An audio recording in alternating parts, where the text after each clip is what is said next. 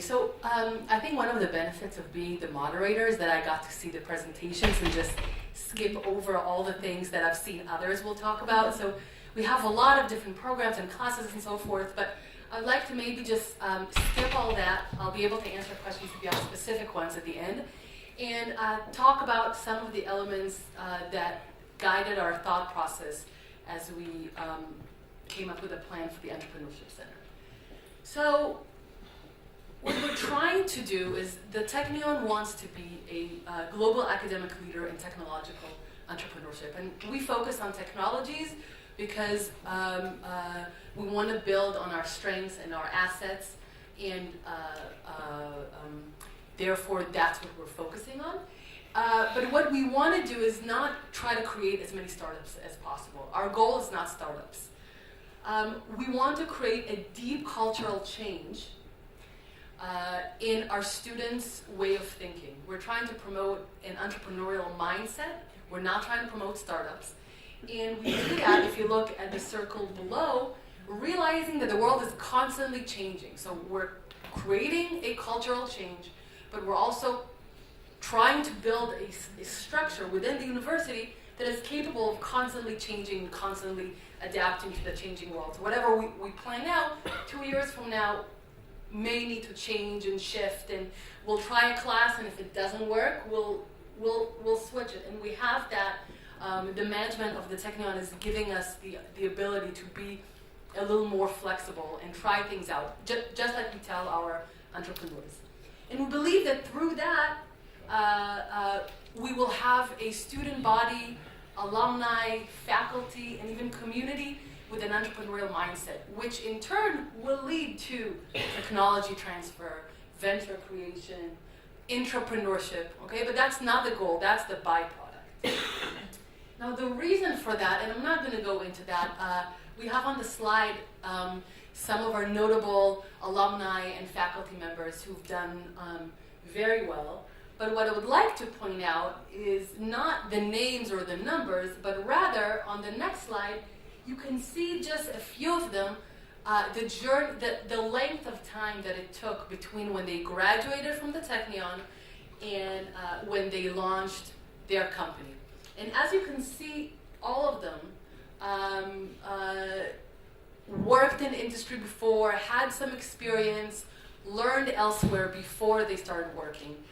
And so that's why our focus is really long-term. We don't want to encourage our students to start startups tomorrow, but rather when they're ready. We want our students to change the world in whichever path they choose. And we want them to be entrepreneurial, to lead change, to be able to manage with limited resources, to be able to communicate their ideas well, and to enlist others to follow them and to work with them, whether it's in research or in a big company, in the government, or in their own startup, okay? And we take a very long-term view.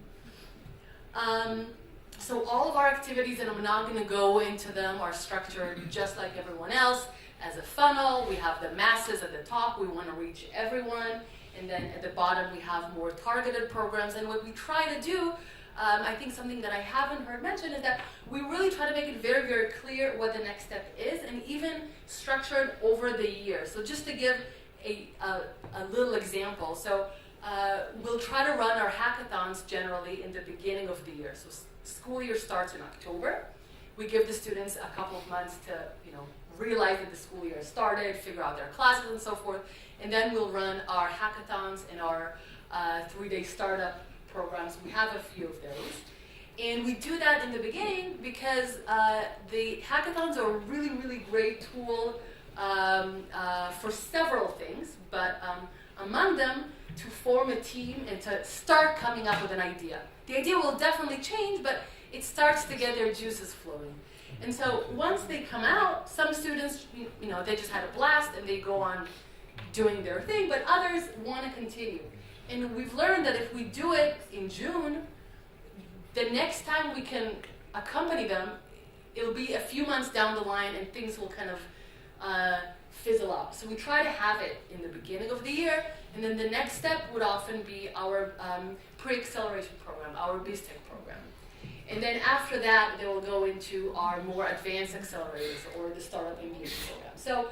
So even in terms of how we structure it over time, we try to think of the funnel perspective. So just a few other highlights that I didn't mention.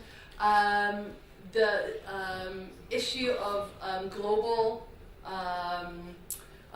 world is really, really important for us. So we try to incorporate elements and expose them to the global implications, to other cultures, to people from abroad, send them abroad, and so forth.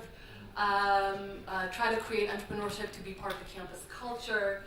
Multidisciplinary approach in two respects, both in terms of the students sitting together, with faculty, with people from industry, students from different faculties, and also in terms of the content, teaching them soft skills along with business skills, along with design and so forth.